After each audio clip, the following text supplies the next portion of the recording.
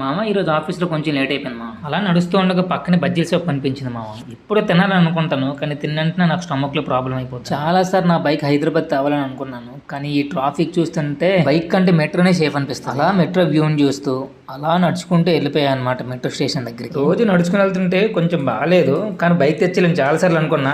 ఈ మంత్ ఎండ్లో కానీ నెక్స్ట్ మంత్లో కానీ పక్క నా బైక్ అయితే తీసుకొస్తా. అలా నడుచుకుంటూ మెట్రో దగ్గరికి వెళ్ళిపోయా. లిఫ్ట్ ఆపోజిట్ సైడ్ వెళ్ళా. అమ్మా ఈ స్టెప్ చూస్తే మాత్రం కళ్ళు తిరిగేసే మామ. నేను ఆపోజిట్ లో ఉన్నా అనమాట. వర్క్ చేసి ప్రశాంతంగా ఇంటికి వెళ్దాం అనే లోపు ఈ మెట్లను చూసి ఉన్న ప్రశాంతత మొత్తం కోల్పోయామా. నాకుండే దోలకి లిఫ్ట్ వదిలేసి మెట్ల ద్వారా నడుచుకొని వచ్చాను. అలా లోపలికి ఎంట్రీ అయిపోయి స్వైప్ చేసేసి ఇంకా మనం ఎస్కలేటర్ పైన వెళ్తుంటే ఒక స్వర్గం ఉంది మామ.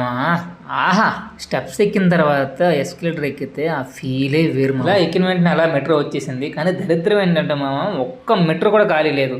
అసలు ఎంతమంది అంటే అమ్మో కాస్త లేట్ అయినా పర్లేదు నెక్స్ట్ ట్రైక్ సేఫ్గా వెళ్దాం అని చెప్పి అనుకున్నా. మీలో ఎంతమంది ఇలా స్ట్రగుల్